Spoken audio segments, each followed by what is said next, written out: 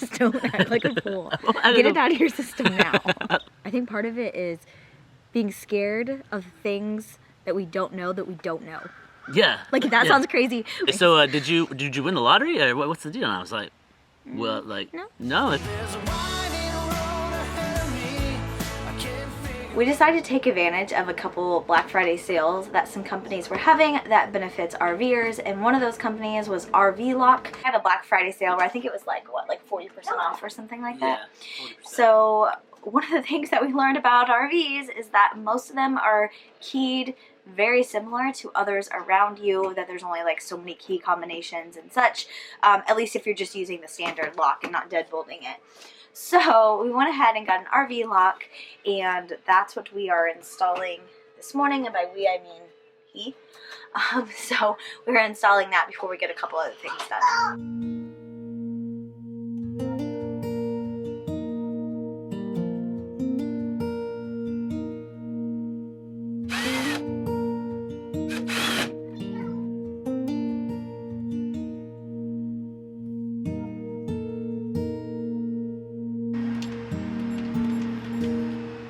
And it's installed now. We haven't actually set up the code, so right now it's literally 1, 2, 3, 4.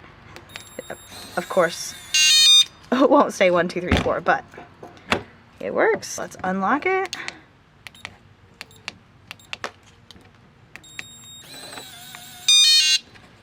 Alright, guys, so now we'll change the code though. So I'm Jacqueline. I'm Matthew. And we have 3 children. We have an 8-year-old daughter, a 6, almost 7-year-old son, and a 3-year-old son as well. Now that we have kind of transitioned a little bit to this lifestyle, I thought we should introduce ourselves. I've had this YouTube channel for quite a while now, like over a year, but it wasn't really based on family and definitely not travel. And we are based out of Nashville, Tennessee, but that will be changing and very soon. So where can people find us on social media? Alright, so obviously you're watching us on YouTube, so we're here.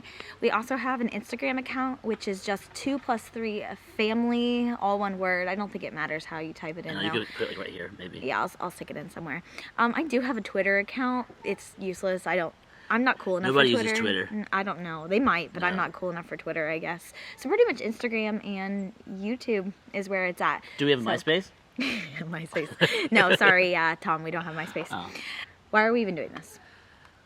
The opportunity presented itself, and we thought, hey, maybe in 5 years the opportunity might not be there. And so this is something that we can do now, and so let's do it. You know, we already homeschool, everything's in set up, ready to go, and we can teach from the road, so let's do it. Yeah, basically we could. Yeah. We have always enjoyed watching other YouTubers who get to travel full time, and it seemed like such a cool thing that, wow, I can't believe they actually do that. And like you said, the opportunity just presented itself, and we could. So we are. Basically, that's it. Like, we have this opportunity to teach early in the morning, spend the time with our kids during the day, and kind of see the country. So basically, you kind of just answered this a little bit, but how are we doing this? So financially, that's a big question that I always wondered, and I know other people often wonder. Currently, we do teach ESL online through VIP Kid. I have a link to it in the description that's just always there, but we can talk about it more if you want to. You've probably heard of it. And then also a couple just side independent things like writing gigs and speaking gigs, things like that. So that is our current financial plan, and that's how we're doing it. It was funny, the other day Matt was doing something and some guy said, you're doing this full time? Like, did you win the lottery or something? Are you rich? Yeah. Which is my perception before too. Yeah, I was at the laundromat, and I was doing laundry, and yeah, the guy usually said, signifies financial. Yeah. So he's like, so did you win the lottery, or what's the deal? And I was like, well, like, no, we didn't win the lottery. No. No one died and left us a bunch of money. We don't have like a long lost uncle that has sent us like just an open bank account or anything like that. We are working hard for our money, and we'll continue to do so. So we kind of talked about how this was a dream, far off thing. So how did it go from being a dream to now, like, we are sitting here right now doing it? Yeah. What'd you say?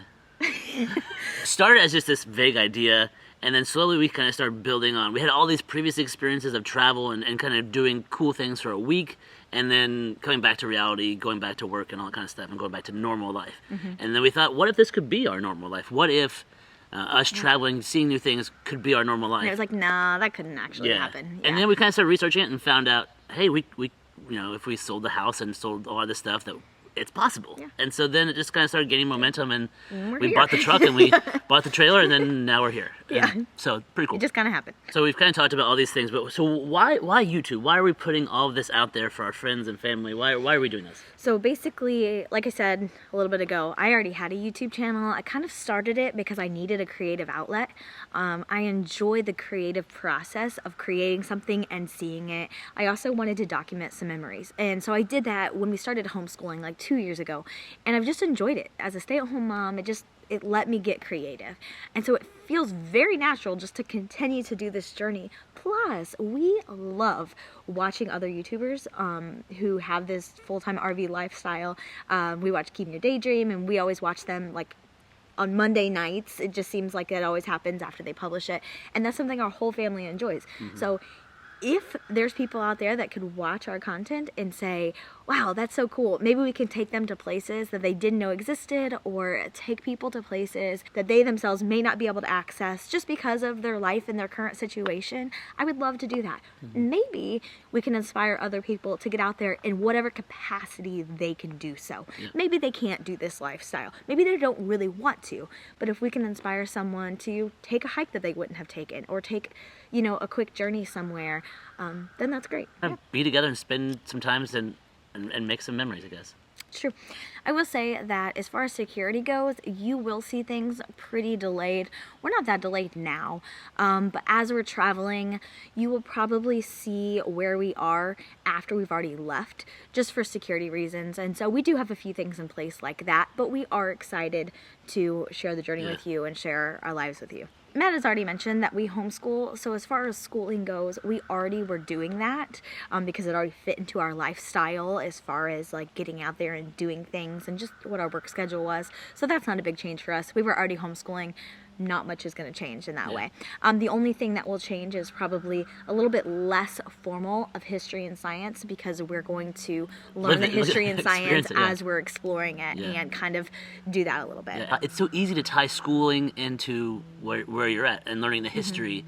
Mm-hmm. And some of the things we've been kind of researching, some of the places that we're going to be going and learning a little bit about the history. And there was things that I didn't know, and I'm really excited about sharing with our kids.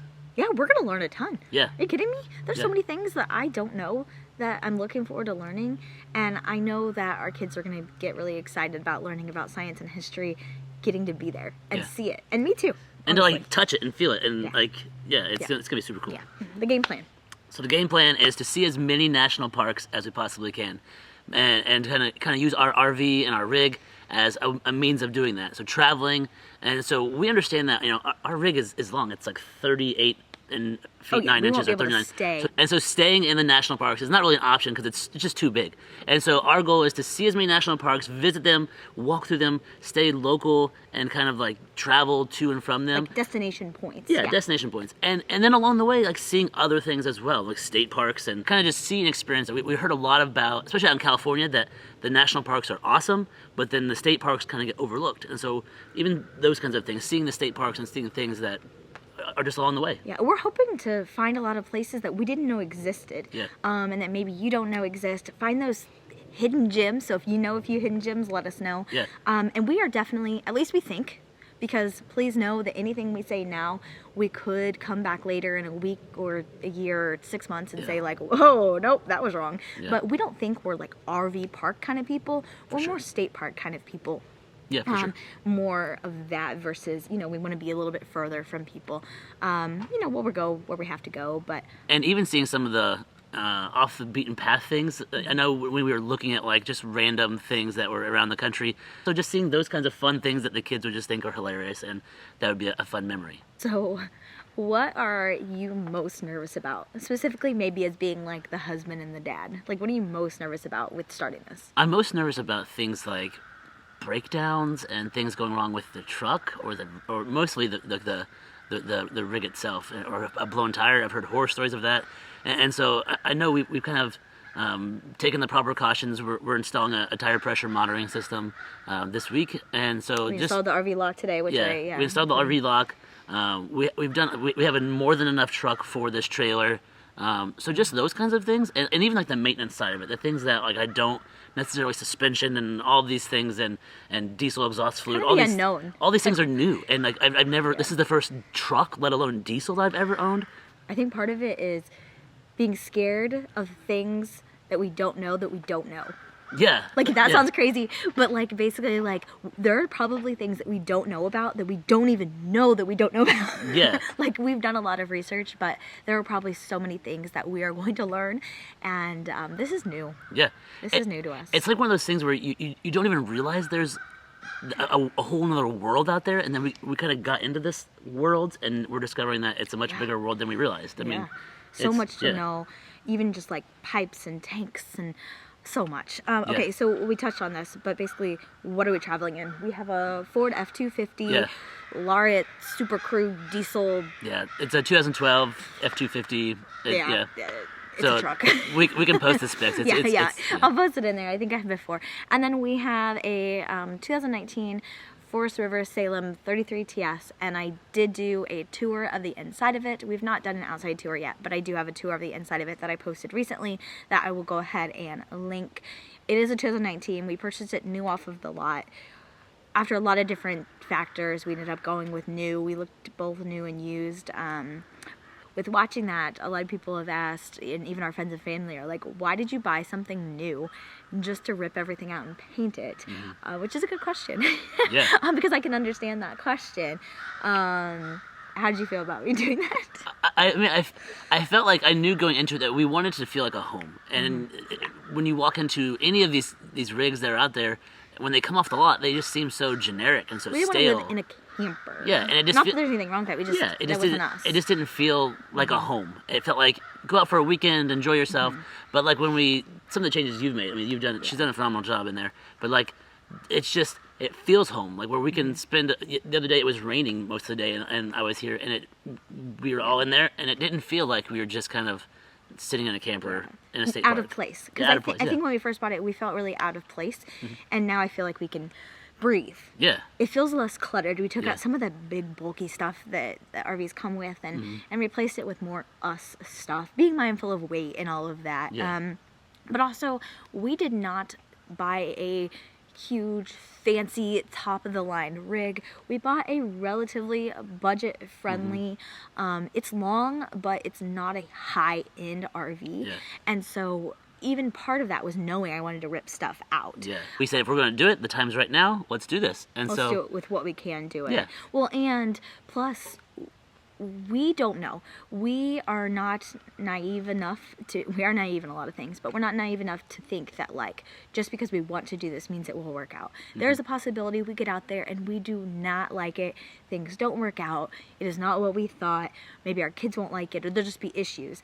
And so before we knew 100% if this was like a long-term thing, like, maybe after a year we'll say, yeah, that was fun, but we're done.